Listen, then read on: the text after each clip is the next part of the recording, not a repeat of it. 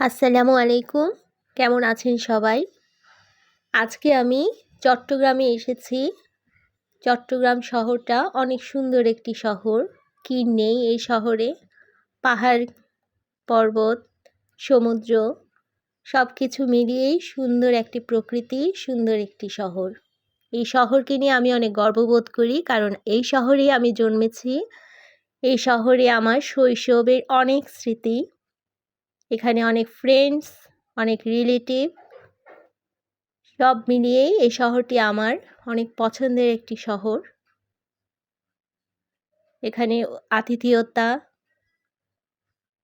এখানে আসলে আসলে মেজবান, বিয়ে, দাওয়াত সব কিছু মিলিয়ে এত খাওয়া পড়ে যে শহরটাতে থাকতে ইচ্ছে করলো। খাওয়ার জন্য, খাওয়ার চাপে হয়তো বেশি দিন থাকা হয় না। যত দ্রুত সম্ভব ঢাকায় চলে যেতেই মনে হয় যে ভালো। যাই হোক, আমি আজকে এসেছি প্রথম আলোর ২৭তম প্রতিষ্ঠাবার্ষিকীতে। এখানে চট্টগ্রামের একটি অনুষ্ঠান হচ্ছে প্রতিষ্ঠাবার্ষিকী উপলক্ষে। সেই অনুষ্ঠানে আজকে আমি অংশগ্রহণ করতে যাচ্ছি। দেখতে দেখতেই ২৭টা বছর পার করে ফেলেছে প্রথম আলো।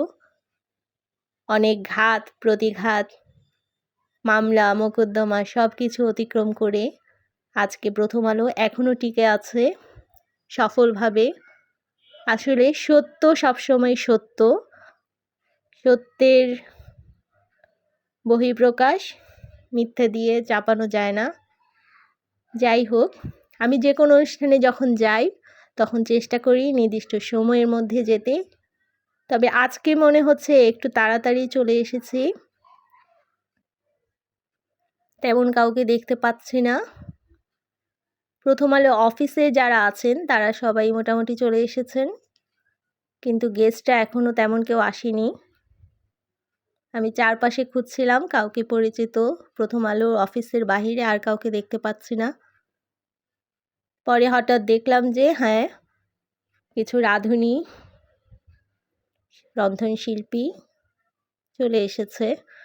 তাদেরকে দেখে ভালো লাগলো যে চুপচাপ দাঁড়িয়ে থাকতে হবে না। আর ভেতরে এখনও যাচ্ছি না, যেহেতু গেস্টরা এখনও কেউ আসেনি।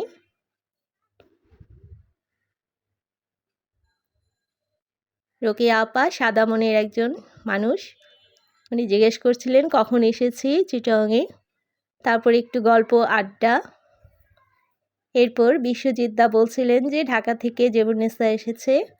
আমি দাঁড়িয়ে মতি ভাইকে সালাম জানালাম।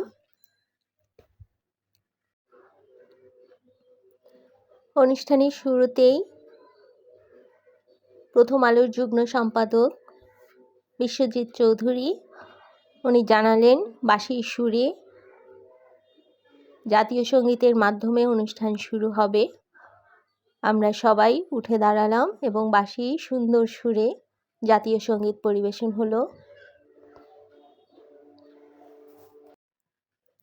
এরপর প্রথম আলোর সম্পাদক মতিউর রহমান তিনি জানালেন তার জীবনের ১৭ বছরের বিভিন্ন অভিজ্ঞতার গল্প, তার জীবনে যা বিগত ১৭ বছর ঘটে গেছে, বিভিন্ন মামলা মোকদ্দমা।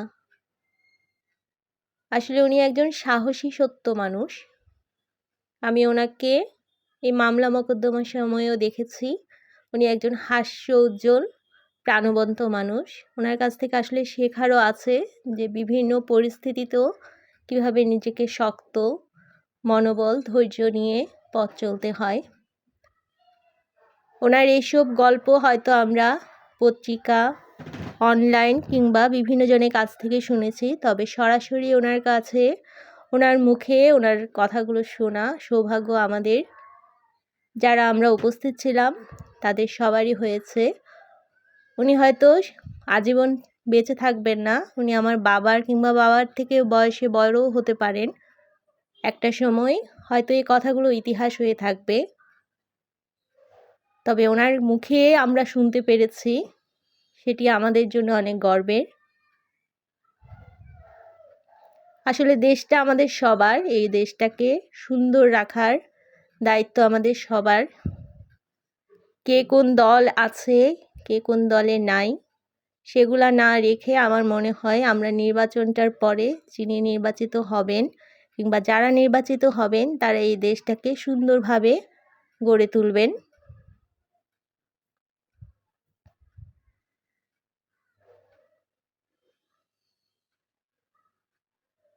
আমরা নিশ্চয়ই এই দেশটাকে আমাদের দেশ, নিজের দেশ মনে করব, নিজের মাতৃভূমি, নিজের দেশ মনে করব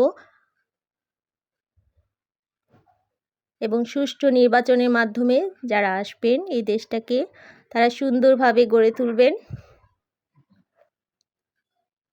এরপর অনুষ্ঠান শেষে আমরা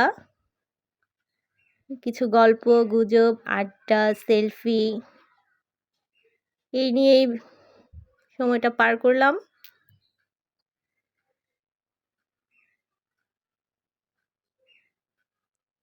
সুন্দর একটি অনুষ্ঠান, যে অনুষ্ঠানের মাধ্যমে সমাজে বিভিন্ন সর্বস্তরের বিভিন্ন রকম ব্যক্তিবর্গ, বিভিন্ন মহিলা, পুরুষ সবাই একসাথে একটু চা আড্ডা, গল্প সব কিছু মিলিয়েই আসলে সুন্দর একটি অনুষ্ঠান। এ ধরনের অনুষ্ঠান আসলে প্রথম আলো এর আগে প্রচুর করলেও একটা সময় হয়তো থেমে যায়, নিশ্চয়ই আবার শুরু হবে।